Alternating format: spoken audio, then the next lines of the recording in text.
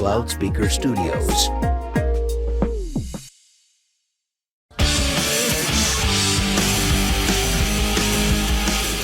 Good morning, everybody. Not from Tromaville, but from San Diego Comic-Con, by route of St. Roma's Village in New Jersey. And I'm here with producer extraordinaire, Chris Lamphere, and we're here to talk about just the San Diego Comic-Con wrap-up and all the excitement that brought. Yes, Zach, hello, good sir. I am fresh off of my assignment at San Diego Comic-Con, and it was a whirlwind in the world of Troma this year. Dude, so I've been to Comic-Con with Troma once before, and that was like a dream come true, just because you always hear that Troma's a distinguished guest of Comic-Con. But, there wasn't anything big happening when I was there. I was there. So that, as much as I love myself, I don't know how that translates to a huge San Diego Comic-Con audience, but this year was extremely different for Troma at Comic-Con. Yeah, the amount of attention that was foisted upon us was something truly to behold. So, for those of you who've been living under a rock, the reimagining of The Toxic Avenger, written and directed by Macon Blair, is out August 29th in theaters across the U.S. via Cineverse and Legendary. And I do want to interrupt you real quick. Yeah. And if you are living in a rock, you could get Adventures of a Rock from the Rowan Group on tromadirect.com. You're welcome. Yes, that is true. What we had were a series of events over the course of the week-long adventure that is San Diego Comic-Con. And Cineverse hosted not only a panel in Hall H at the San Diego Convention Center devoted to the movie with the stars of the movie in attendance, but they also had secret screenings. There were screenings for the public to enjoy, and there was a screening for friends and family that they were nice enough to present. There were after parties, there were interviews, there was all sorts of news, there was comic books and action figures, all sorts of things, and we're here to talk about and digest it all for you.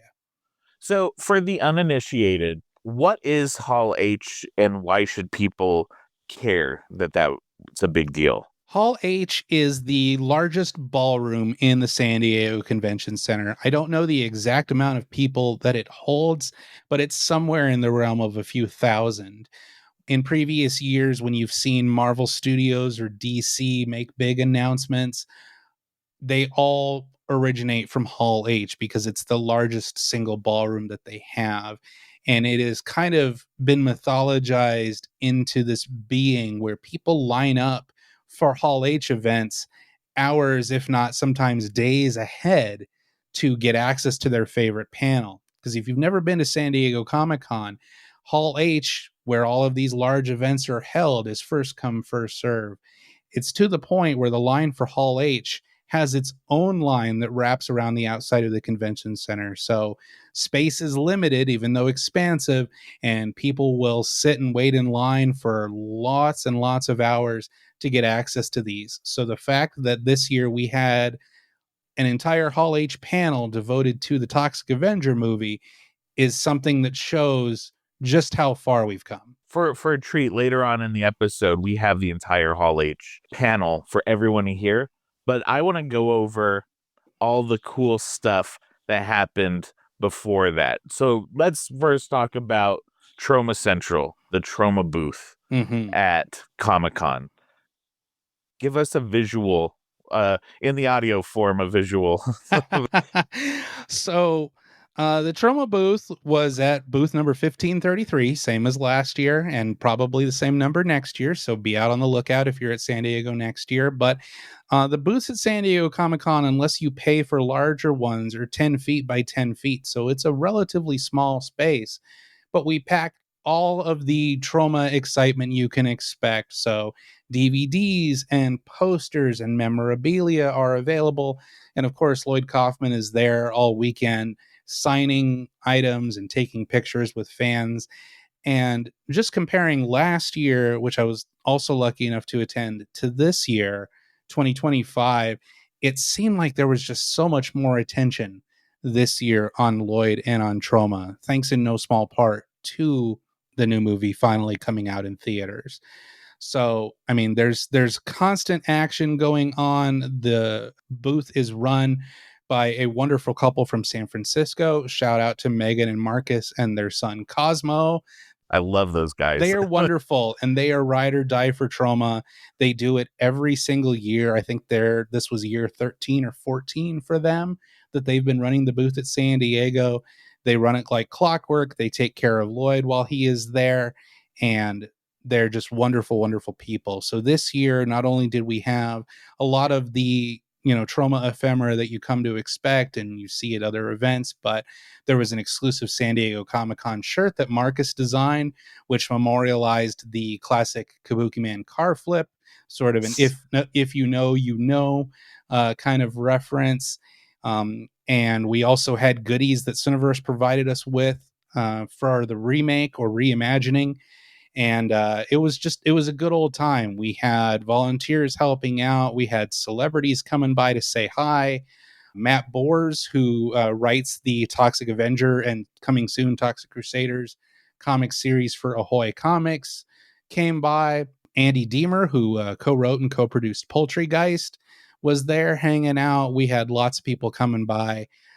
Gabe Friedman, who edited Poultrygeist and Citizen Toxie and Terra Firma and did so many other things for Troma, was also there. So it was just a chaotic joy of entertainment for the whole weekend. It's a long weekend, but it's very, very fun because everybody who's hanging by the Troma booth are very cool people, and it's really fun to see. Another cool thing about Comic-Con, people will make exclusives. You mentioned Troma made an exclusive shirt with the Kabuki Man car flip. But there's other Troma exclusives or even sneak peeks of stuff that happened out there. Yes. So Yesterday's, which is they're based in San Diego, I believe, and they make collectible pins. This year was also their 10th anniversary, so they reproduced the Toxie enamel pin, which shows Toxie in his Crusaders cartoon form, but it had a sparkly kind of glitter effect to it. And that was a San Diego Comic-Con exclusive, and we shared that among the Troma booth and the Yesterday's booth. So that was a hot ticket item that people had. And also, our friends at Nerds Nest Collectibles debuted an exclusive VHS of Charles Kaufman's Mother's Day, a new VHS release of that film in an old school kind of clamshell box, so that looks really great on the shelf. And the artwork on that is awesome. Yes, brand new artwork on that release done by Fernando Reza, also known as Fro Design Company, created some stunning artwork for that release. And there are a few copies, I believe, still available at nerdsnestcollectibles.com if you want to pick those up. Those were exclusive to Comic-Con, so there's only a handful left. But not only did they have Mother's Day, but they also had a VHS release with exclusive artwork to San Diego for the Toxic Avenger. And from what I understand, it's going to be their final release of the Toxic Avenger on VHS. And there's a few copies of those left as well. And so that was available, but there was also lots of previews being shown, both Troma and otherwise. Our friends at Trick or Treat Studios were showing off some of the new merch that's coming to support the Toxic Avenger reimagining, including a cast Halloween costume mask of the Peter Dinklage version of Toxie that's coming out this fall. And this is their third Toxie mask. They did an OG inspired Toxie. They did a Crusaders inspired Toxie. And now the Dinklage one, which I've seen pictures of the prototype. It looks pretty cool. Yeah, the prototype looks great. And Sam over there is a great guy, and they're also cooking up some other stuff. They've been doing kind of remastered versions of the original Toxic Crusaders action figures, and they have Toxie and Dr. Kilimov out right now. And the You next got me a little damp when you said Kabuki Man action figure. I've been wanting that forever. Everyone has. People always ask about Kabuki Man. And while we're on the subject of Kabuki Man, you can currently get Sergeant Kabuki Man NYPD on 4K Ultra HD right now through our pals at Vinegar Syndrome. But I digress.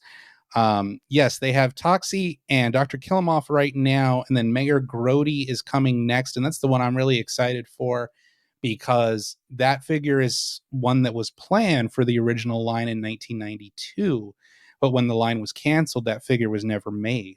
And the folks at Trick or Treat Studios worked with the original sculptors at Varner Studios to create an updated version of that original figure that was shown in Toy Fair magazine. So it's taken over 30 years, but we'll finally have a Mayor Grody figure. And my understanding is that after Mayor Grody comes out, Yvonne is next, and Yvonne's another Ooh. unreleased figure from the line. So that's been really, really cool to see. On top of that, going back to our friends at Nerd's Nest, they were showing off a fresh prototype of a Peter Dinklage Toxie statue. From what I understand, people at San Diego were the first people to see it, and that looks really, really great as well. And if you follow Talking Trauma on Instagram, which you should, we'll post some photos of these items up there so you can relive if you were there, or if not, live for the first time seeing all of this cool new merch that's coming out. Another company that had a booth there, Trome related, Ahoy Comics, who have been just killing it with this current run of the Toxic Avenger comics. And then they've been doing like the Toxie team ups where he teams up with Jesus and the Jersey Devil and some of their other casts. And then they're doing Toxic Crusaders stuff. So what were they selling out there / promoting? They had 2 panels Ahoy did, and one of them was devoted specifically to Toxic Avenger and Toxic Crusader. So they had Matt Bors and some of the artists talking about their plans for the series, and you'll be hearing some of that soon when we have an exclusive interview with Matt Bors coming out in the coming weeks. They have a 5-issue series, and then there was a trade paperback that was recently released, which you can get at your local comic book store. But in September, they're starting the Toxic Crusaders series, which will explore the lives of the Crusaders through various stories, including even like a backstory for Blobby, I'm told. You'll hear more about that in our interview with Matt Bors. But yeah, they have a lot of fun stuff going on. There was also a variant cover of Toxic Avenger #1 that Matt Bors was signing, and they sold out of all of those copies. And strangely enough, like the Toxic Crusaders comics were actually kind of hard to get at Comic-Con. Even like a lot of the comic book booths did not have them. They were kind of a hot property, which was cool to see. They should have all bought them for $1 a piece when I did back in the day. Now who's laughing? Yeah, Me. the original Marvel run, which is beloved by a lot of us. I'd love to see that come out, that get re-released for a new generation. So It would be really nice, like collected as a trade, like that in the Crusaders comics, because that would, especially the movie coming out. Also, on the comic realm, there's a Kickstarter, which is, I think, still ongoing, but I think they just met their goal of a comic book for the Dinklage movie, just kind of like expanded lore and stories of that Toxie. So yeah, Legendary's comics division, Legendary Comics, is producing a Toxic Avenger graphic novel to coincide with the movie, and that is available on Kickstarter right now. They have met their goal, but there are some stretch goals that they're planning for. But what they've planned for the Kickstarter is kind of a deluxe hardback edition that you can only get through the Kickstarter, and it's kind of an anthology of different stories that take place inside the realm of the Dinklage Toxieverse. We'll probably come up with a better name for that, but I'm calling it that now. So if you pre-order on Kickstarter, you can get that deluxe edition. The Killer Nuts verse. Yeah, the Killer Nuts verse. The Killer Nuts are a group that's featured in the movie, which you'll see, hopefully when you show the fuck up for the Toxic Avenger, August 29th. But yes, so they have that deluxe edition on Kickstarter now, and they'll have a more standard edition available in bookstores. but that's exciting to see. So there's lots of comics going on, there's lots of toys going on, just tons of stuff happening for Troma and for Toxic Avenger, and the attention and the excitement around all of these things has really just been incredible. You got lucky enough to go to the premiere of the Toxic Avenger. Tell us a little bit about that.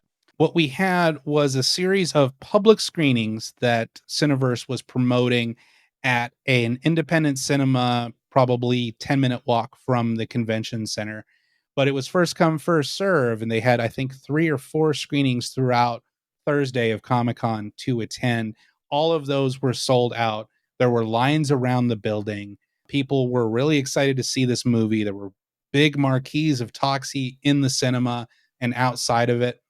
And that was just wild. I never thought I would see that. You saw ads for Toxie all over the place around San Diego. But that night, they reserved one of those screenings for, kind of friends and family. And I was lucky enough to be invited to that. Thank you to our friends at KWPR for arranging that, and Cineverse. Robin at Cineverse, we love you. It was a small event that was introduced by Macon Blair and Lloyd and Peter Dinklage and Elijah Wood and Taylor Page and Jacob Tremblay. It was just really, really fun to see it with a packed house of people who were excited for it, most of whom had not seen the movie before.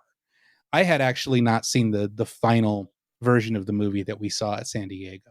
So there was stuff in there I wasn't expecting. And it was quite an experience to watch that with everybody, because everybody was so excited. People were laughing in the right places. People were yelling in the right places.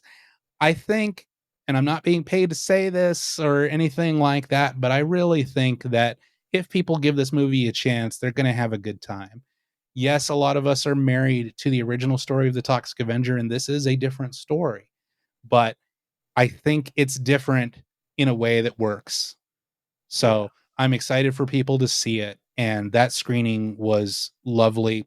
We did photos with the cast and crew at that cinema. And then after the event, Cineverse, had an after party for us for cast and crew. And that was really fun as well. The entire bar was lit up green. There were Toxie themed drinks.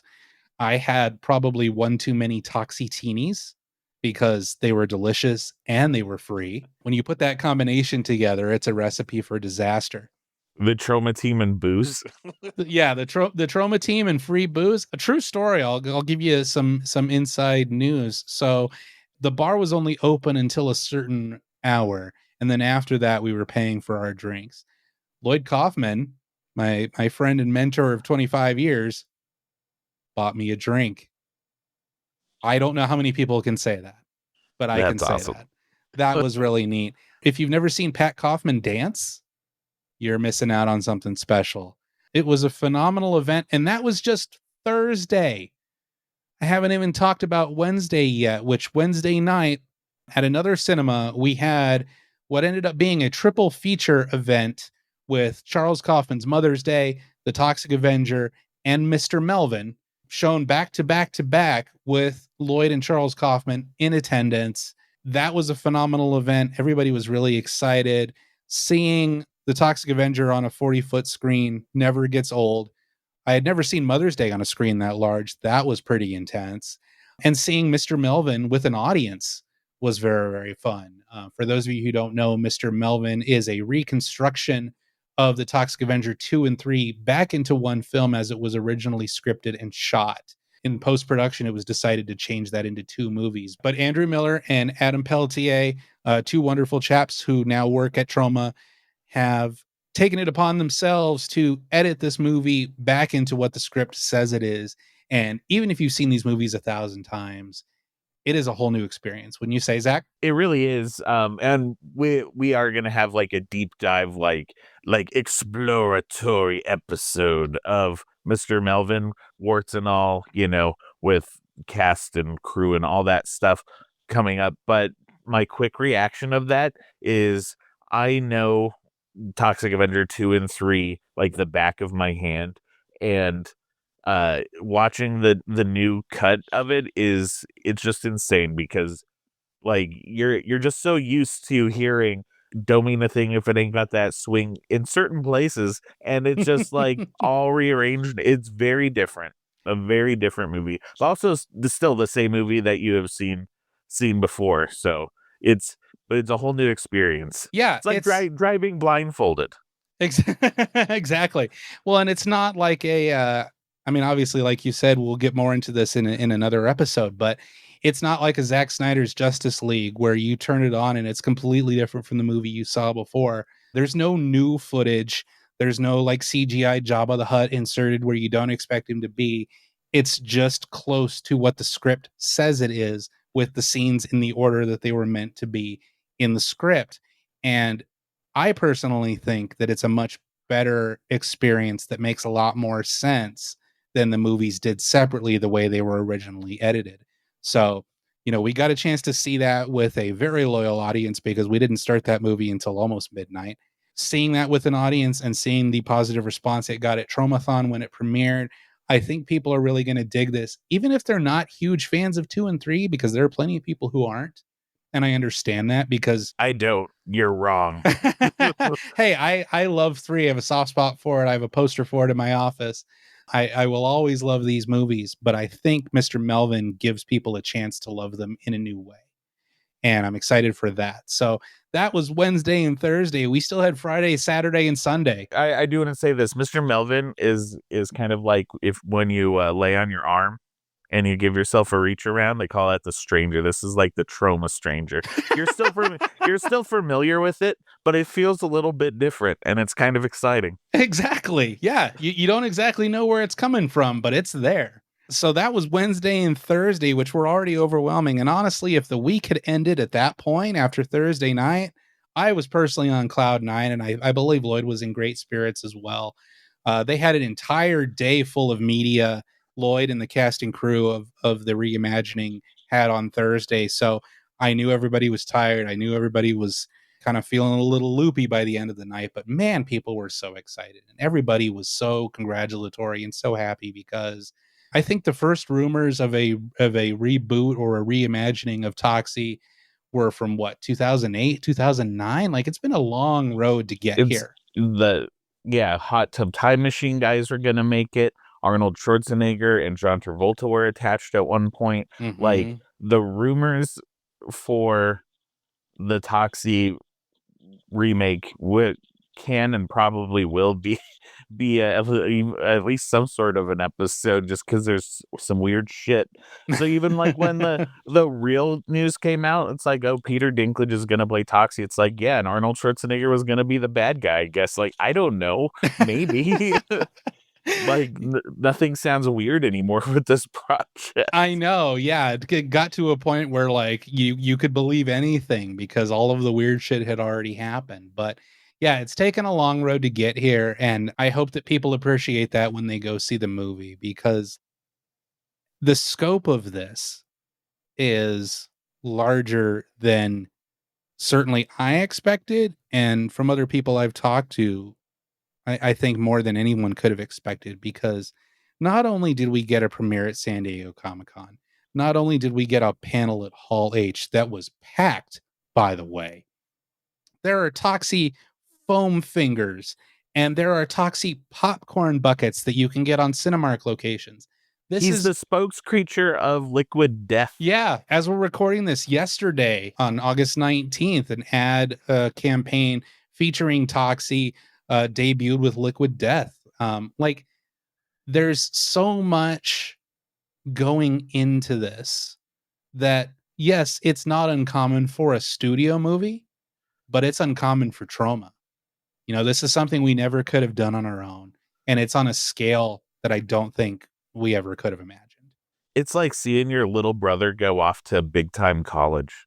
We're all used to us and our friends know Toxie and our loved ones, no matter how much we've made them listen to our anecdotes about, Shinbone Alley and there was really a gun that a hobo had. They've all heard those stories, but now like I mean, I had somebody come up to me, they're like, "Oh, I saw something about the Toxic Avenger, and you talk about that all the time. That's kind of a big deal, right?" It's like, yeah, it's a fucking big deal. Like people who like had no idea like are now gonna find, Toxie merch like in Walmart.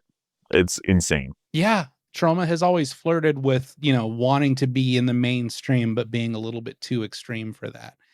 Knocking on Elijah Wood, it seems like, we've finally figured it out, because of, working with Legendary and Cineverse and all of these great people who just want to make a kick-ass movie. Like all of us who work in entertainment, that's all you ever want to do is tell a good story that people respond to. And if you do that right, then everything else works itself out. The money comes, the accolades come, Lloyd comes, which is most important.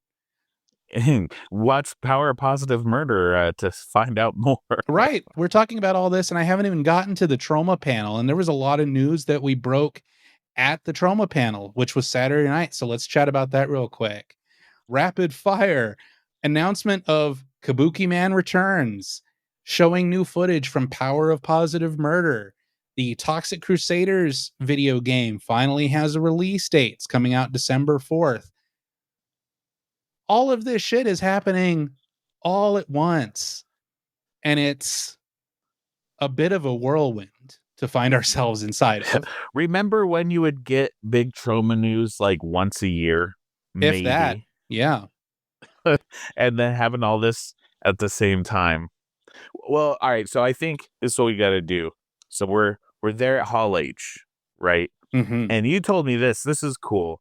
So the Toxic Avenger panel is happening, but immediately after was the Comedy Central panel, which had Mike Judge, Trey Parker and Matt Stone, Andy Samberg. and Andy Samberg. Mm-hmm. But you saw like in the green room, like Trey and Matt like talking to Lloyd, and like even though we weren't privy to that conversation, it just warms my black little heart knowing that those guys still gotta catch up, and it's like that's just so cool. Yeah, it was a bit surreal. So I'm sitting in the green room, which is not an area I feel comfortable because it felt like, so without revealing details that San Diego Comic-Con probably doesn't want out there, there's a secret route that they take you through to get you not only around the lines, but a whole other area of the building to go into the area where the artists enter. And that's obviously done for security reasons and logistics reasons. And there's a whole lot that goes into that. But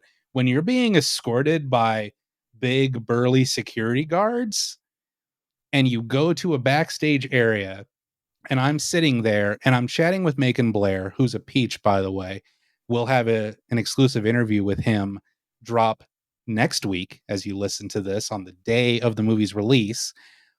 But I'm sitting there chatting with Macon, and Matt Stone walks in. Beelines right to Lloyd. They're chit-chatting about stuff. And then all of a sudden I turn around, Peter Dinklage is there. Elijah Wood is there. Taylor Page is there. Jacob Tremblay shows up. It's surreal. It's very surreal. And I'm not one of those people that's a star fucker where I'm like, oh, I'd have to be around the celebrities. Like, I don't care. People are people. But sometimes when you grow up watching people or you see people in work you respect, you can't help but get a little starstruck.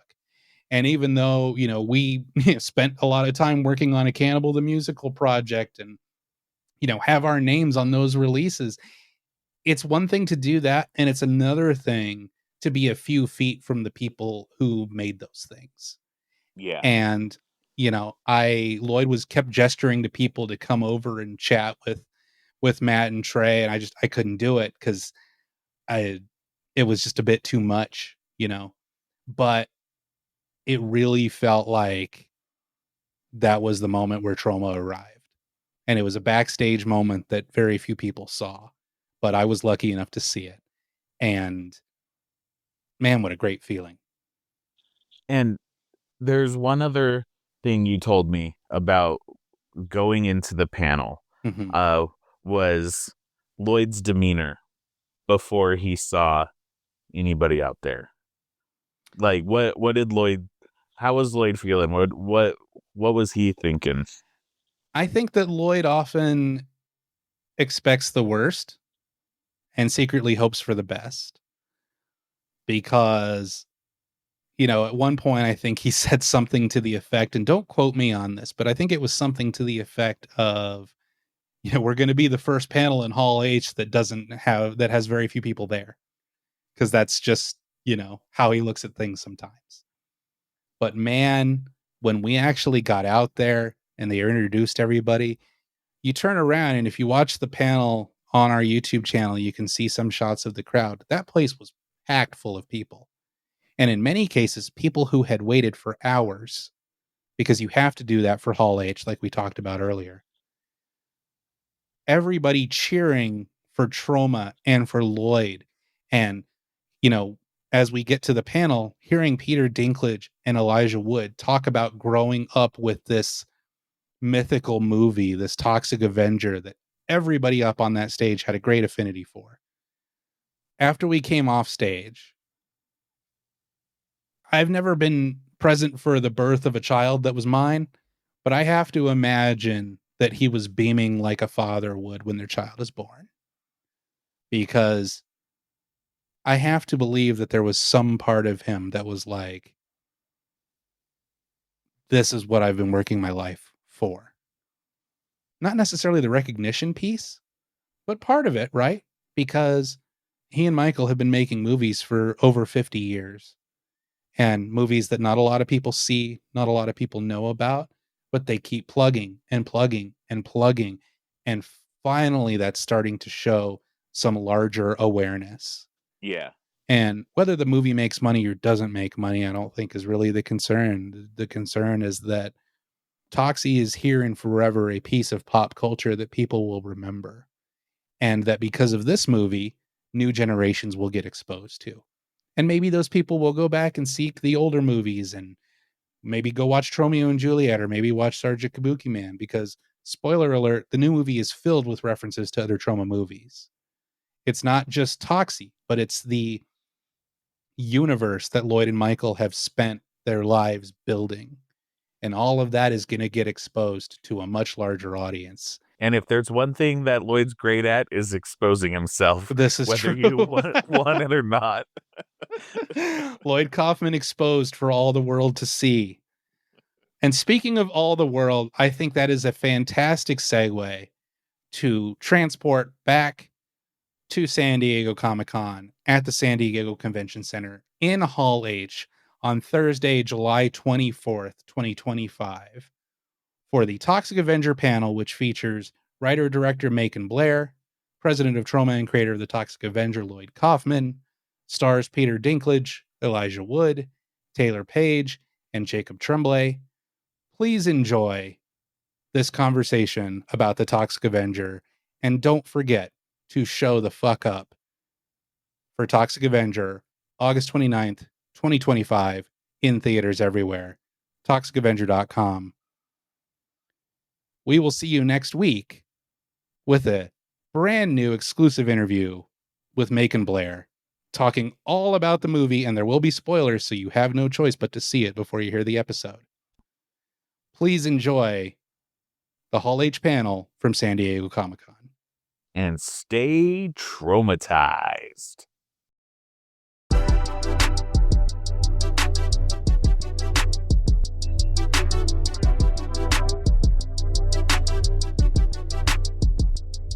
Hello and welcome to Movie Phone. If you know the name of the movie you'd like to see, press 1. Using your touch-tone keypad, please enter the first 3 letters of the movie you want to see now. Boop, beep, boop, bop. You have selected the Toxic Avenger. Good choice. It opens in theaters August 29th. Please go to your local theater and wait outside. Armed political extremists have taken hostages downtown. Somebody do something! Wait! Stop! We'll get to all of that. Just relax, okay? We'd lost Shelly a year ago. These days, it's just me and the kid. Looks great. Not just scrape off the black part. That part's pretty good. No, give him back. I don't want to hurt him. Why didn't you do anything? Sometimes it's better to do nothing. It's going good. You're saying that this corporation would knowingly poison its own customers just to boost their own profit margins? Summon the nuts. Okay, summoning the nuts. I didn't want any of this. I'm a monster. You're not a monster. Show him your good heart. Hey, buddy, I'm your dad. What the?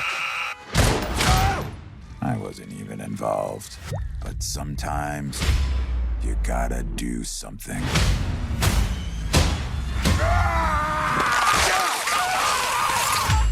Who the are you?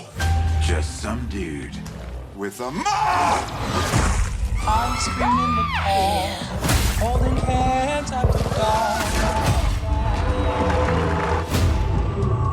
How does it feel to be a hero?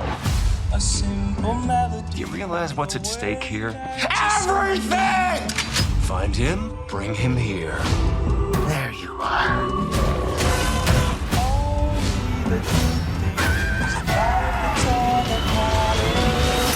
That was just self-defense. You haven't killed anyone else, have you? See, when you say, self-defense,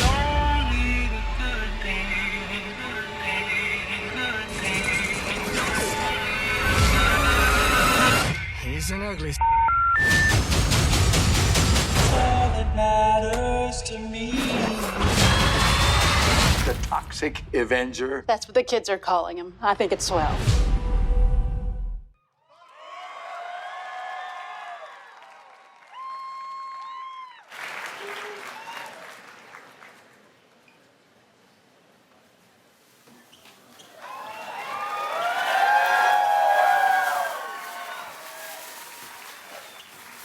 Hello, Comic-Con. All right, let me hear you. Hello, Hall H. Hello, Toxic Avenger fans. What's up, guys?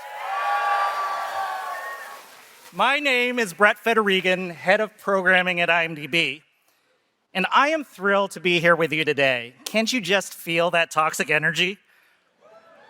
Well, we've been feeling it at IMDb. When we debuted the exclusive poster art on IMDb earlier this summer, y'all went wild for it. The Toxic Avenger surged in popularity on the IMDb Pro Movie Meter chart. Now today, we're gonna sit with the filmmakers and cast to dive deep into the reimagining of a Troma classic originally created by Lloyd Kaufman and Michael Herz. This new gnarly Toxie reboot is directed by Macon Blair and produced by Legendary Entertainment. Now, when Macon's movie debuted at Fantastic Fest, critics hailed it as a riotous blend of social satire, inventive gore, and unexpected heart, with a 92% score on Rotten Tomatoes. But after that initial festival run, the movie was described as unreleasable by studios because of gore and graphic content. But the fans would not be silenced. Due to overwhelming demand, Cineverse is bringing The Toxic Avenger to theaters August 29 with an unrated wide release. And tickets are on sale today. That's right. You can buy tickets to see The Toxic Avenger right now. Now, are you all ready to get into the movie? All right, let me bring in some folks to help. Hall H, please give a warm welcome to Macon Blair.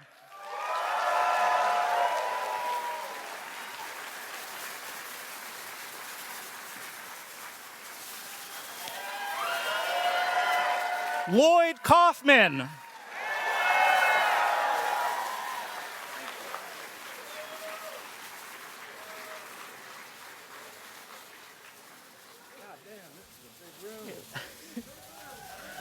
Taylor Page.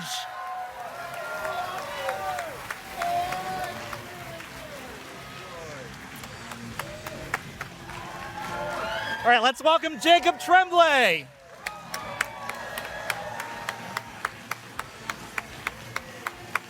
Elisha Wood.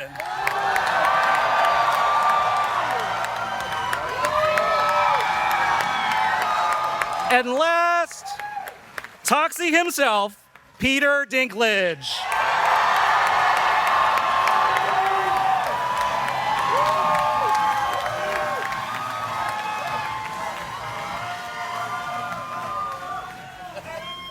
And let's give a hand to the Newcam High cheerleading squad as well.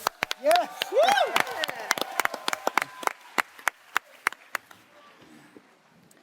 And I think we're going to have a special clip now.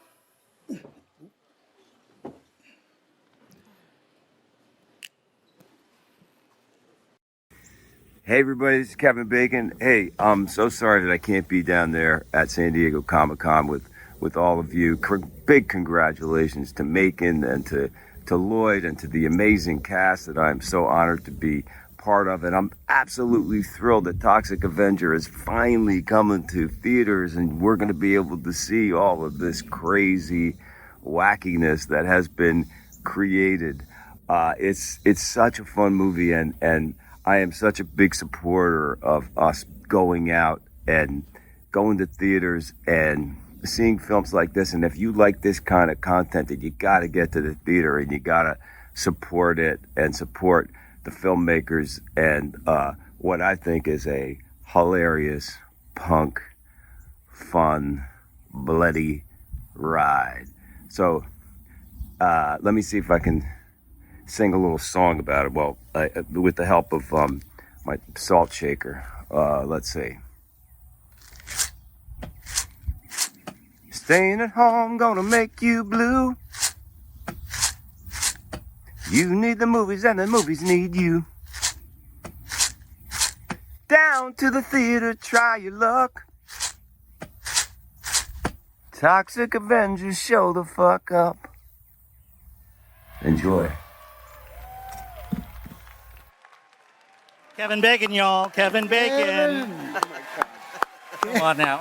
All right, before we get started with some questions, Macon, I'm wondering if you have some opening remarks? I do have some opening remarks. Right. Thank you for asking. First of all, I'd like to thank San Diego Comic-Con for hosting this amazing event. This is a giant room. It's a thrill to be here. Thank you all for being here. And I want to thank Legendary for getting this movie made in the first place, Cineverse for getting it out into the world in the first place, and of course, none of us would be here at all if not for Lloyd Kaufman and Michael Hers of Troma. Hey, thank you, Macon. Thank you, everybody. Thank you. Yes, sir. You know, the driving concept in making this movie was the idea that we wanted the fans of this character and this franchise and this Troma universe who've kept it alive for decades, literally, to feel served and seen. And so that's how we approached the making of this movie, to make something for them. And the the phrase that I had in my mind about it was that it's not going to be for everybody, but for the people that it is for, it's very much for them. So I'm thinking that's all y'all. So hope you dig it. Macon. Lloyd, did you have anything you wanted to add? Well, it isn't just making a movie. It's making a movie, ladies and gentlemen. Okay. Macon's Toxic Avenger is better than the Troma version. As good as it is, Macon's movie is a real movie with the pathos and the political satire and the wit and the underdog aspect and the family. It's everything we tried and didn't quite get there. But Macon has made it all his own, and thank you, Macon Blair. Thank you, and thank you, of course, to this amazing cast of people who have been so nice to a person who lives deep in the what do you call it? The reeds of the underground.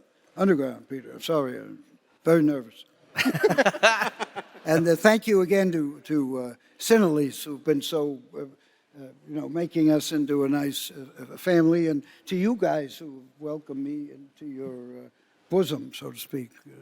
Thank you, Lloyd. So, Troma likes bosoms. We love bosoms at Troma, of course. so Lloyd, take a look behind Go you. for the high humor, sophisticated humor. Look at this. We have something behind you, Lloyd. Oh, wait now, just wait a minute here. Oh, my heavens. On behalf of the Tromahawk tribe, on whose sacred burial ground this building was built, the Tromahawks, we pass the mop to the future. Oh. To Mr. Macon Blair. Goes the Toxic Avenger mop. Make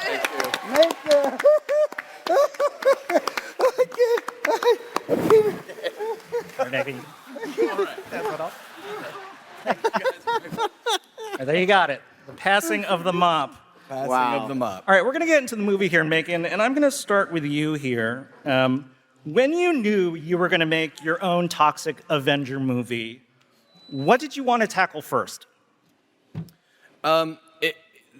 The important thing, I think when people are, if they're a fan of the original and they're telling someone who hasn't seen it to check it out, I think what they're probably talking about is it's so funny, it's so chaotic, it's so over the top. So it was more like the vibe of the original that we wanted to carry into this one. I didn't feel like we wanted to do the exact same story beat for beat because the first one is so singular and it's done so perfectly. It's like, why follow in those exact footsteps? But I felt like if we could get the spirit and the heart of the original with a new character, with a new journey, then that would be the best way into it. So I wanted it to feel like the original as much as possible, In order to make it feel like the original, did you have any non-negotiables from the outset? Well, I mean, you knew that he had to have a tutu. You knew that he had to have a mop. And I was pretty insistent that it was going to be a performer in a suit, in other words. Like, we didn't want to do a CGI version. I felt like that's what people would expect, would be a performer in a suit. Wanted it to be rated R, just so that it could have the goopy goodness that people would expect. And I also, I feel like those originals are actually, for all the kid getting run over by a car and all this going on, they're very sweet. There's a real sweetness to them, and I wanted to carry that over as well too, and have it be, in spite of all the blood and guts, or in addition to the blood and guts, a warm-hearted movie. Yeah. Speaking of the original, Lloyd, what is the special sauce of the original film that has appealed to fans and kept them coming back for more than 4 decades? Well, the word of mouth. We're a tiny company, and the oligopoly of the studios that runs the rating board, the censoring board, they chopped off Toxie's legs. They took 20 minutes out of the original, whereas Canada 45 seconds. So the movie got screwed. But eventually, people were able to get the director's cut with the full head crushing that I think Spielberg used in his next film. And Scorsese's been using head crushings too now. But finally, the word of mouth. You can't buy it. Rupert Murdoch, with all the money, he cannot buy word of mouth. Can't do it. It's got to be the fans. And it's thanks to the fans that Troma's here for 52 years. Thank you. Oh, God. Sorry, Peter, that hurt. Elijah, I want to go to you next. You've been a consistent champion of the horror genre in all forms, from blockbuster to indie, film to TV, for many years. Why do you love the horror genre so much? What is it about it? I love horror and genre in general because of the possibilities. I think it's genre film, which horror is a part of, allows for anything creatively in ways that you're restricted a little bit if it's something that feels like a standard drama or a standard comedy. And I love those restrictions being lifted. This movie is filled to the brim with ideas and fun and playing with the medium. And this wouldn't be possible if it was sort of confined within a sort of box. And that's what I love about genre. And it constantly changes and morphs. And, so many brilliant directors that we have come to know and love started in genre because, A, it's cheap and easy to produce, and you can kind of, it's the thing that you make with your friends, and you grab a camera and a high 8 or Super 8 or whatever, like Steven Spielberg did, and then you make kind of horror movies, and you cut your teeth on those things, and that sort of, it gives you the tools to explore. I don't know. There's a lot of imagination in genre and horror. As horror characters go, your character Fritz is instantly iconic, I would say. Where do you see your character Fritz going from here? Well, I don't want to ruin anything for anybody who hasn't seen the film, but he's got there's a beating heart in there. He's doing his brother's dirty work. He's managing the Killer Nuts. You'll come to know who the Killer Nuts are when you see the film. Great band. I don't know. He probably continues to manage the Nuts after this, and I don't know. We'll see. I believe that he's got a real heart, though. Yeah, you're in for a treat, Fritz. I'm telling you. Taylor Page. Yeah. The chemistry between you and Toxie, it's one of the best parts of the movie. Thank you. For real. Yeah. What is the most fun part of playing across a wildly unpredictable character like Toxie? Keeping me on my toes, being able to talk a little. I guess I shouldn't say S-H-I-T, right? But I just spelled it. A little. Spontaneity. And this guy. What about me? What about you? We have a little ongoing beef. So, Peter. Yeah. You and I have a beef? Sorry, we're going to clear some air in front of all you people. In front of all of you. Taylor and I. It's amazing. It's great on screen. It's amazing. Jacob. Yeah. Folks who watch this movie are going to quickly realize that you've got some pretty good dance moves. Though, to me, it feels like you're holding back for much of the movie. Is that right? Where has this dancing talent been? It came from nowhere, really. We're just really having fun with it. And I will say, part of this film for me was just having a really good time on set. And I think you can really see that through the end picture. I think for me, the one thing I draw from for playing in this role, and specifically this dance sequence, was Napoleon Dynamite. Definitely, just the way he was able to just let go and get into the groove and just pretend there was no one there, I think was just so awesome. And I just had such a great time doing that and just figuring out the choreography and just what I can do to make it look weird, but just fun, Did you get to do your own choreography for some of the scenes? Yeah, we worked with a choreographer who was really good, and it was all on Zoom too, because this was during COVID, so it was literally just me in my hotel room. Just I cleared the space, and I was just running around my hotel room, just figuring out this, whatever weird movements I can do that this kid would do. And it was really fun, and then the day we shot was incredible to finally get to put it all together. And I'm really excited for everyone to see it. It's really neat. Thank you. Great dance moves. All right, Peter, it's time for you here. Peter. Wow, you don't have to. A visit to your IMDb page reveals that you've played kings, tyrants, and heroes, but never a mop-wielding super mutant. What was it about this role and this character that drew you the most? Well, I've never played a mop-wielding superhero. So there we go. No, this guy right here, and the creator of the original, I grew up in New Jersey. Yes! Jersey, And, Jersey. sometimes and unfortunately, environmental concerns are still an ongoing thing now so more than ever. But sort of the great way to get into that is through satire, through the back door, and you reach a lot of people that way, through humor. And I was such a huge fan of Macon Blair as a person and his work that this just felt so perfect. And necessary and needed. And Yeah, it was an easy yes. You know, when I was talking to you right before this panel, I've played a tyrant. say that again? I've played a tyrant. I don't remember playing a tyrant. Okay, you said I played a tyrant. What tyrant did I play? An elf? I beg your pardon. I don't remember my character's name, but he was no tyrant. This is the ongoing He was a beef. book publisher. This is exactly. How dare you? It's Tyrion. That It's a provides- typo. He's saying Tyrion. Children, your households with Christmas love every year. All right. Miles Finch, tyrant. In speaking with you all prior to this panel, you all spoke really warmly about working with Macon.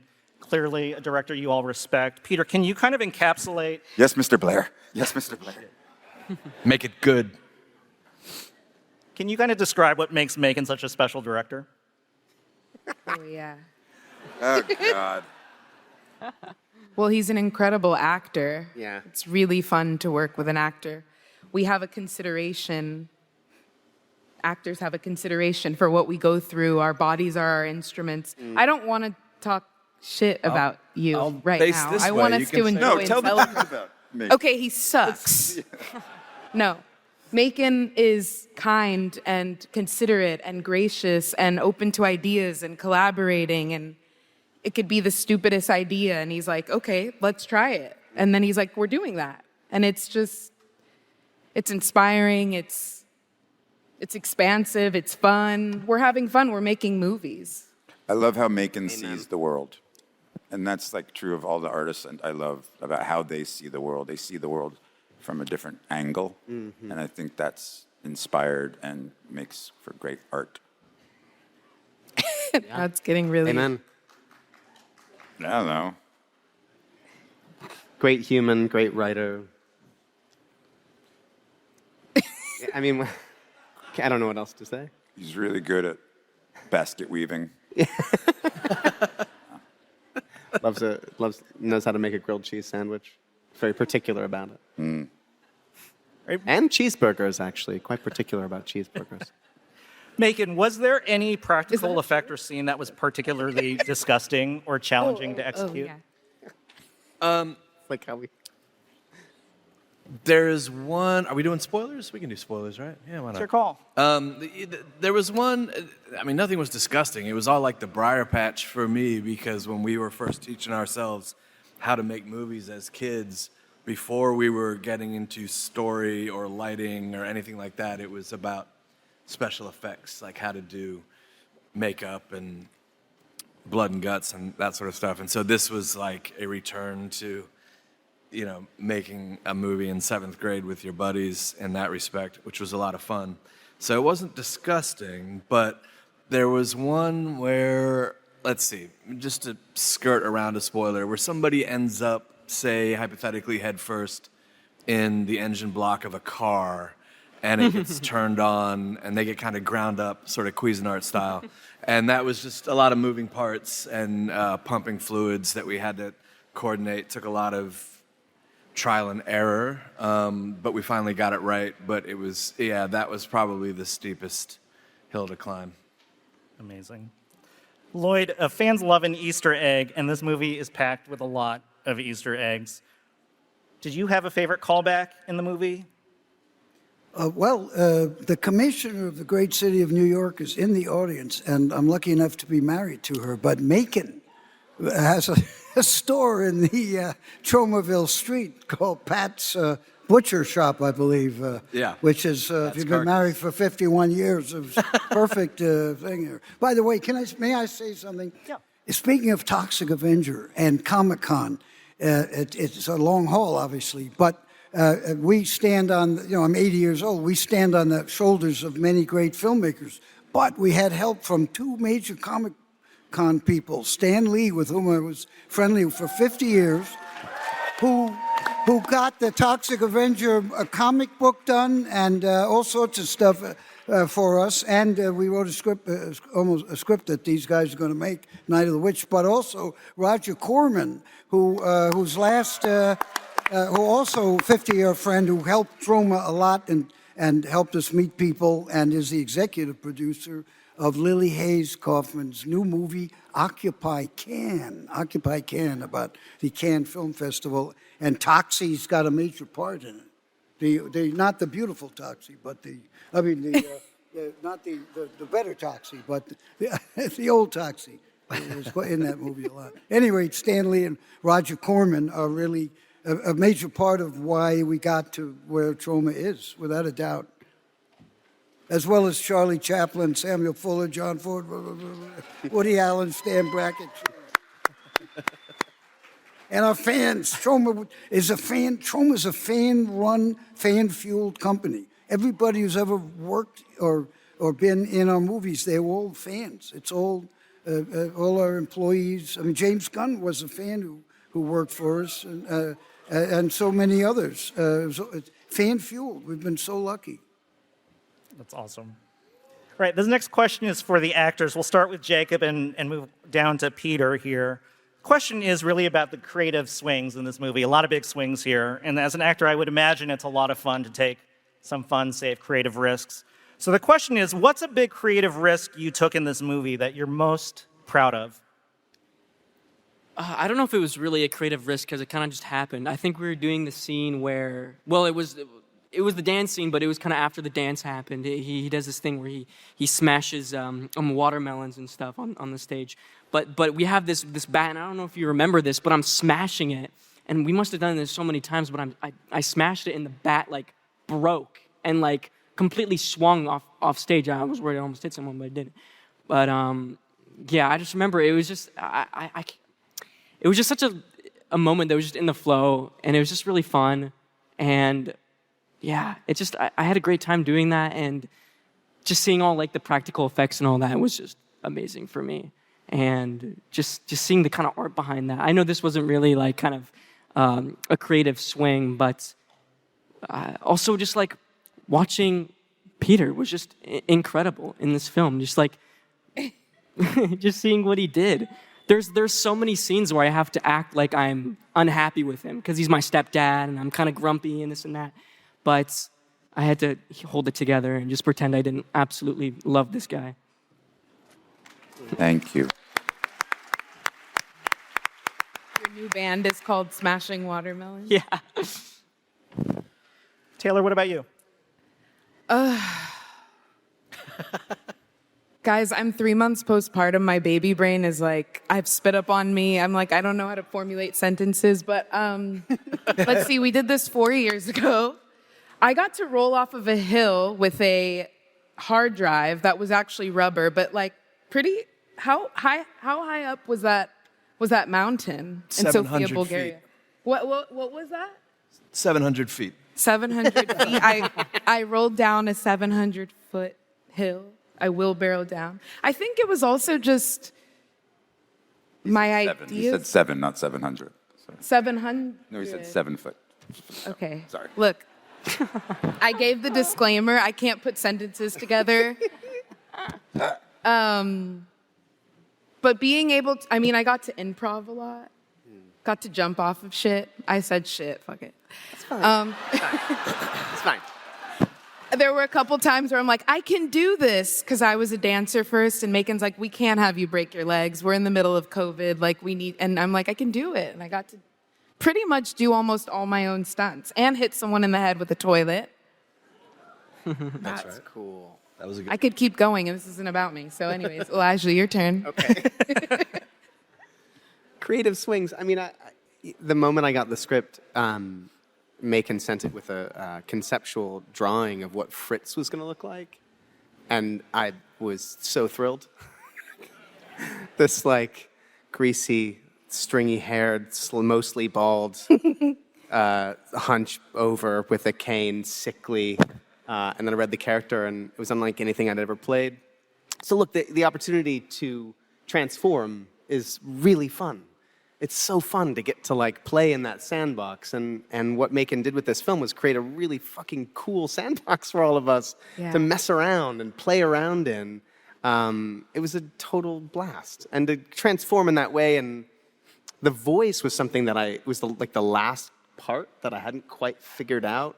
He's very sickly, coughs a lot. He's not well. It was born that way, guys. But that was the bit that it was like the last second I was kind of anxious about it, and I think it was during like a camera test or something. I sort of tried it out, and you're like, it's great, whatever. I'm like, all right, cool, great, going with that. Peter. The greatest risk? Creative risk you're most proud of in the movie. Okay. Well, I guess I had to relinquish control of about 70% of my performance. And I'm a control freak, especially when it comes to... Are you?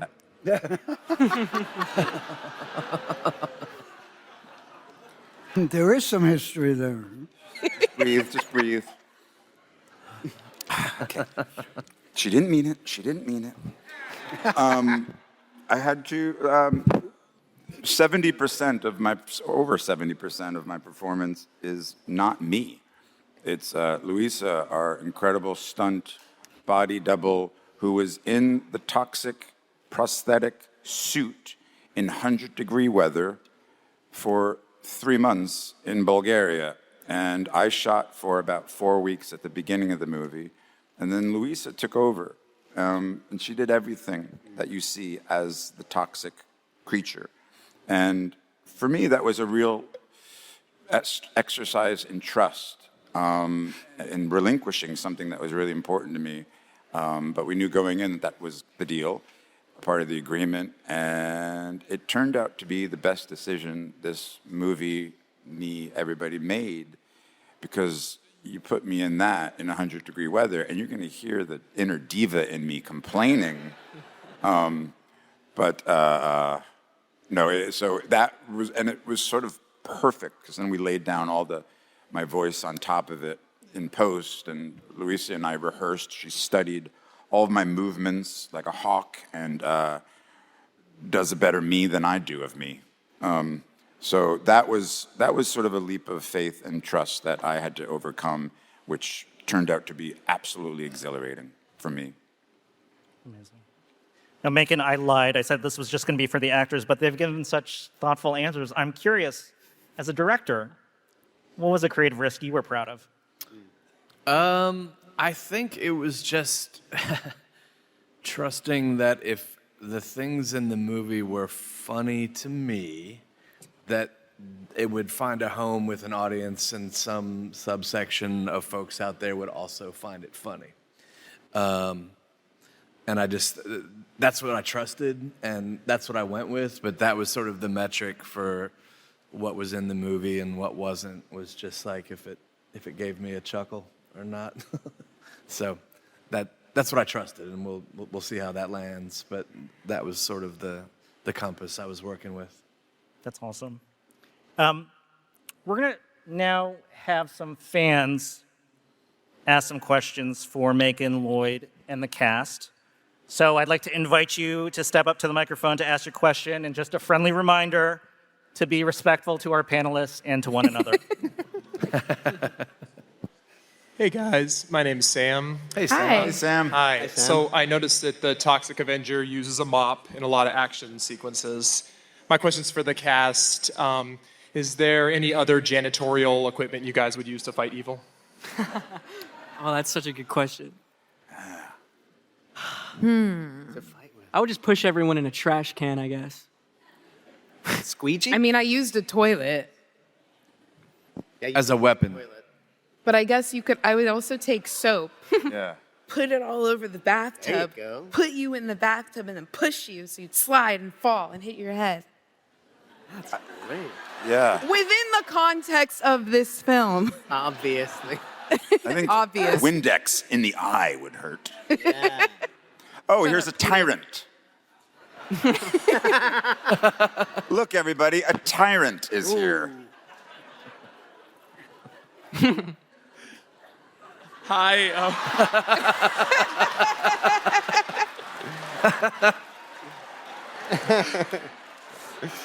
My question is for Peter, aka Miles Flinch. Naturally. What's it like to play a tyrant? Let me know. No, I'm just kidding. My question for you is, when you got the role, did you rewatch the movies, the cartoon, or read any of the comics to prepare for your character? Are we talking about Toxic Avenger? Okay. Sorry, the costume. Thought it was specific to something else in my canon. No, again, I was very well aware of Lloyd's amazing original Toxic Avenger. I was like the exact perfect age for it. It was the time of Betamax and VHS, and it was R-rated, so somebody had an older brother. There was always an older brother. Macon and I were talking about this earlier, that somebody had that, and their parents were like not around. My parents watched Masterpiece Theater and made us read books. But my friend had an older brother, and we got the Betamax copy of it, and it felt taboo, and it was awesome, and there was like some nudity in it, and it was like, cool, this is wild. And we live in New Jersey. Yes, again. So it was fantastic. So yes, I had that of course, in my brain going into this one, and and then Macon just completely reimagined it all. Your costume's dope. By the way, you're not an angry elf. What did he say? I said you're not an angry elf. Oh, I can get angry really quick. Had a sense of humor. By the way, a little known fact, Peter. Not just older brothers brought home the Toxic Avenger video cassette. Because of the poster, originally it looked like a cartoon. Many grandmothers brought it home and put it in the video cassette player, and then left the room with the little kiddies watching it. Oh, yeah. The psychiatry industry. Grandma's going to go have her cigarette and her scotch. Many Wow. psychiatrists are very grateful to Troma. Let me tell you.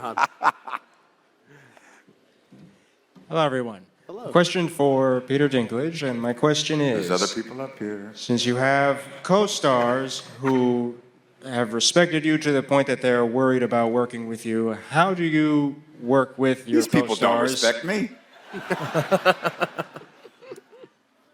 Sorry. He's like, How do you work with your co-stars to bring out your best performance and help them bring out their best performances in the roles they're in? Good luck with that one. Oh, God. I mentioned that 75% of it wasn't me, right?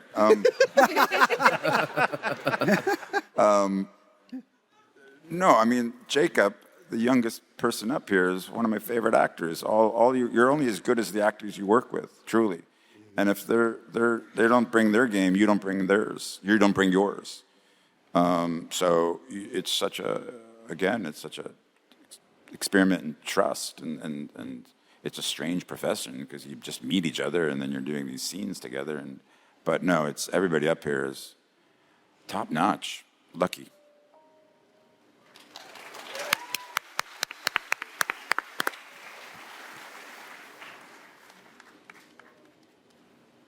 Hello, I'm Nico Holt. This goes out to Peter Dinklage. Hey! You ever see Lord of the Rings?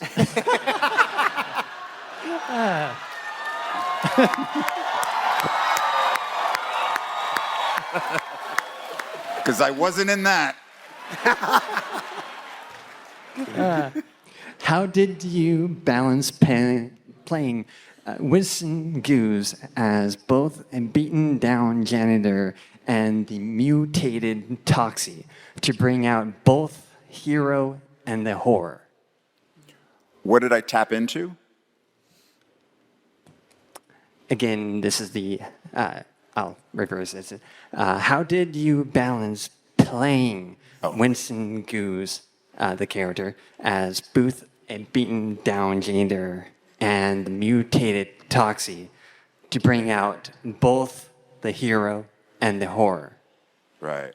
Well, it's Macon's beautiful script. It's sort of, he goes from sometimes it's better not to do anything, it's better to do nothing, to somebody who says it's better to do something. And I think the problem, we have a real problem when you do nothing, when you look the other way. Bad things happen when you look the other way. You know, you just gotta do something. So it's the classic, you know, Joseph Campbell hero story. It's the hero, and we stuck to the form in a very strange form, but it's a hero's journey, and the great hero's journey chart that path.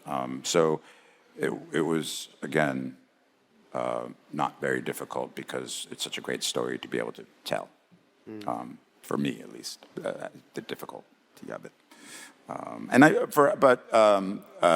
On one of my breaks from college, I was a janitor at a community park for a summer, so I had that experience.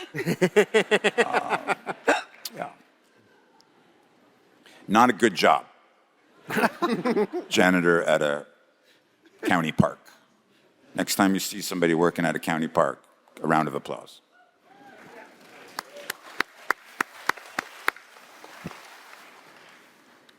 Hello. Oh. Hi. Hello.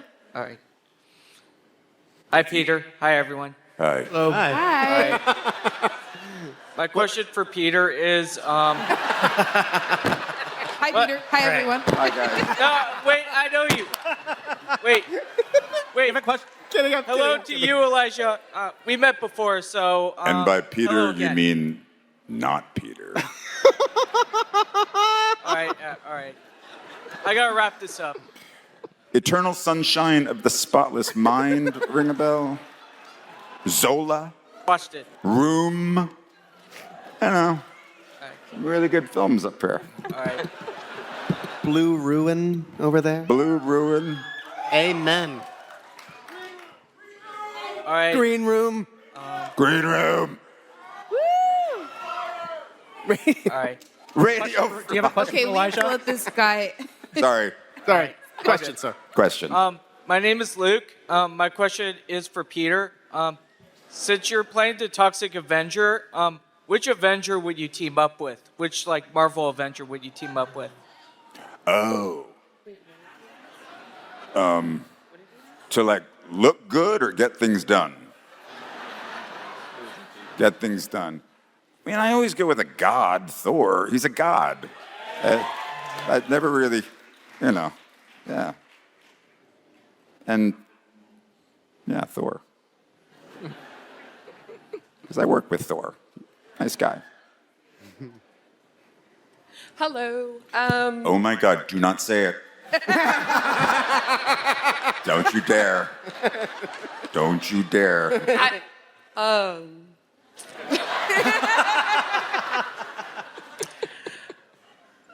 First of all, I wanted to acknowledge the directors. The original director. I love the perverse nature of the original Toxic Avenger. And also a town full of airheads. Keep talking. I like it. It's good. But also Elijah Wood's performance in Sin City. Yes. Yes. Sin City. My question is, what is the charm, or what do you perceive to be the charm of this film? Elijah, you want to take that? Oh God, the charm. Oh dear. All right, on the charm of this film. I think depends on what charms you. It could be someone's jaw being ripped off by a mop. That's pretty charming. I think, to me, the charm of this film is the father-son story at the core, establishing a real emotional connection to these characters, which Macon has done. That's the kind of beating heart of the movie. What's your ring say, Elijah? What's your ring say? What's this ring say? Yeah. Dad. Oh. Yeah. Father-son story. Taylor and Jacob, why don't you answer the question too? What do you find the charm of the movie is? That I'm in it.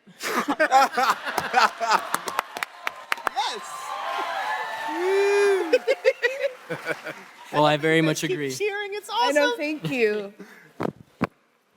Yeah, I really had a good time with Peter, and our scenes that we had together were definitely very heartfelt. And I think that a film that's filled with so much kind of gore and violence is so much fun to watch. But when there's heart involved with it, it raises the stakes, and you really feel for the people who are involved with it, and it makes it more enjoyable and impactful for the audience for sure. Can I take that back? In all seriousness, I think our film is just quite sincere. And I think we're called to make the unconscious conscious, even if it's crass or irreverent or funny or disgusting. That's kind of the reality we live in on Earth. And if we can do it in a funny, disgusting way, I find that quite charming. It's honest. Well said. Yeah, I totally agree.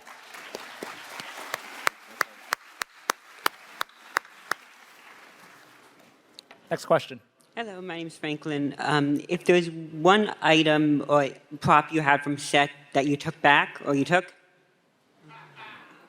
What did he say? Sorry. Item from set that you took. That's illegal. Oh, did we take a prop from the set? Who, That's me? unlawful. Just any of us. Oh, any of us. Okay. No, me neither. No. The mop I'm trying to- through security at the airport wouldn't really go very well. I took some earrings. That's not very. That makes you a criminal. I asked for. Okay. I think I've got something from the Miss Meat Burger Shop. Yeah, the napkin holders like Yeah. this, right? Yeah. I think, yeah, we grabbed a couple of those. Did you take your tutu? I just took a lot of memories home. Jacob, did you take anything? No, but I did get a gift from Lloyd that was really nice. I got a DVD of the original Toxic Avenger cartoon that was really cool because that's just really just like kind of a piece of history that you kind of look back and you were working on this project and to see that was really cool. That's awesome. All right, next question. I'm speechless. Thank you, Jacob. That's great. By the way, Jacob's amazing. An very. I assume you're under 50 or something, but Close enough. he's really wonderful in the film. I know talent. I may not have any, but a lot of famous people. Your next event, Trey and Matt came out of Troma's, the loins of Troma, and this guy is talented. I don't know if I have any, but I know talent, and he's going to. Thank you very much. Be major, and he's going to not be afraid to speak out. He's not going to be like the Oscar people who are afraid to say anything about what's going on. Jacob's a very brave person, and he will get to the truth. Okay, this is going to be our last question, actually. Okay. Hi, my name is Jake, but my question is for Mr. Macon Blair, sorry. Hey. I had an opportunity to see this movie at a test screening in 2023. Oh, yeah. It was the most fun that I've had in a movie theater in years. Yes.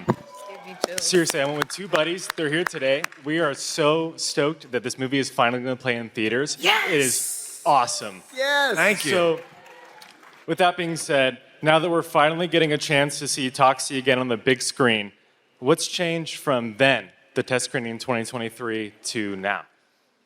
You mean within the movie, or you mean externally? Within the movie, I see it's unrated, and when I saw it, it's clearly pushing that R rating, which is awesome. So I was curious if that's going to maintain and what we can expect. Oh, I see what you're saying. Right. Got you.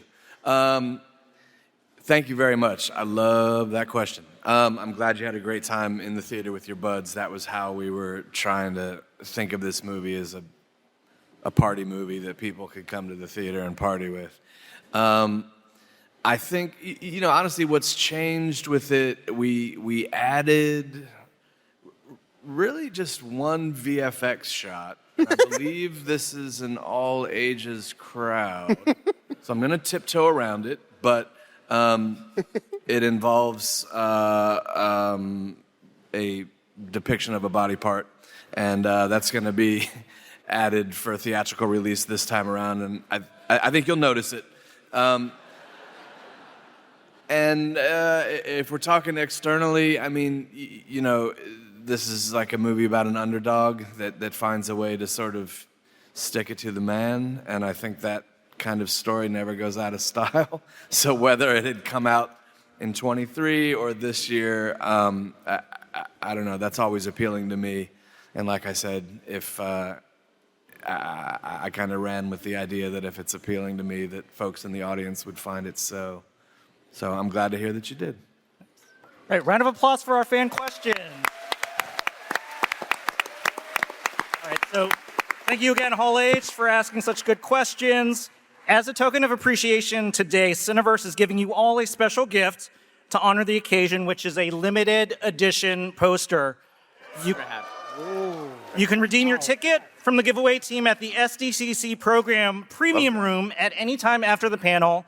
And a reminder that program premium room is at the Manchester Grand Hyatt. All right, we got one more special bonus because, you know, what is a Hall H panel without an exclusive clip? Are you interested in an exclusive clip, guys? Oh, no. All right, today, right here, you're going to get a chance to see the clip that folks have been asking for. Uh-oh.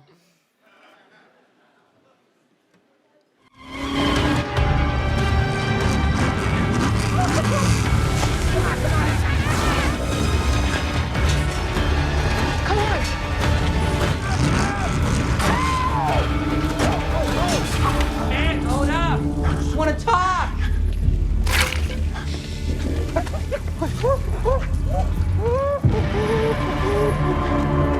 Hey, I know you guys. What are you doing here? That's crazy, big fan.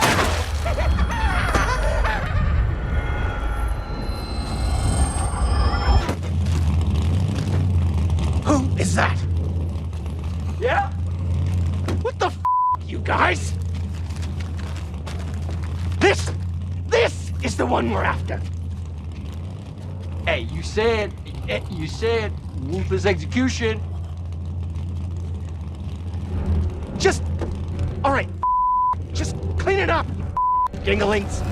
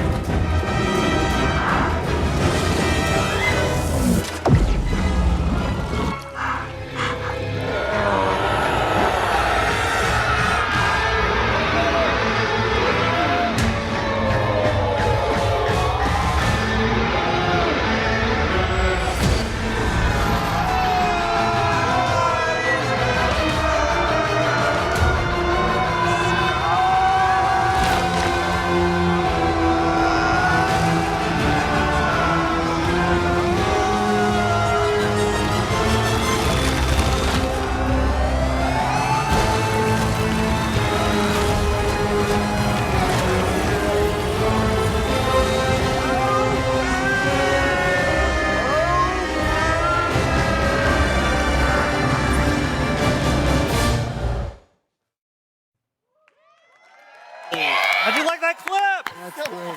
It is. All right, tickets for the Toxic Avenger are available now. You can scan the QR code to get them. Thank you, fans, for all your support and passion for this movie and this franchise. Thank you, Comic-Con, for hosting the Toxic Avenger panel. And a big thank you to our panelists today, Macon Blair. Thank y'all. Thank y'all so Lloyd much. Kaufman. Thank you. Thank you very much. Taylor Page. Jacob Tremblay. Elijah Wood. And don't call him a tyrant, Peter Dinklage. All right, head on over to IMDb to learn more about the movie. And if it's not already there, add it to your watch list. You can see the film on August 29 in theaters. Get your tickets now. Thank you again, Hall H. Have an amazing Comic-Con and see you all at the movies. Thanks, guys. Thank you. I do. Yes! Thank you. In this movie, I wear a wig. Yes!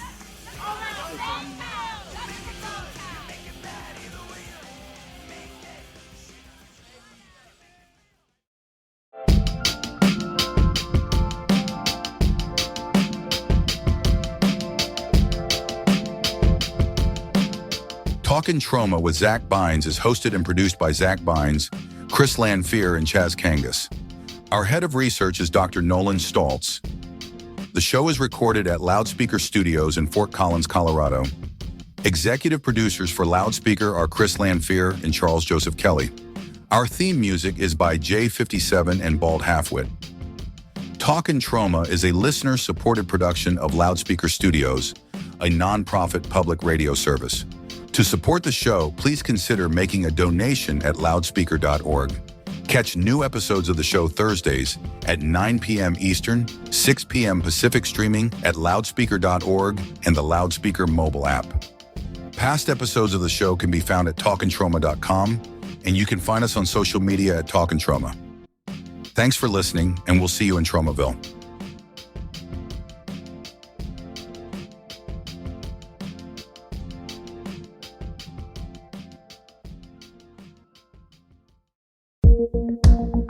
This has been a listener-supported production of Loudspeaker Studios. For more on this and other programs, visit loudspeaker.org.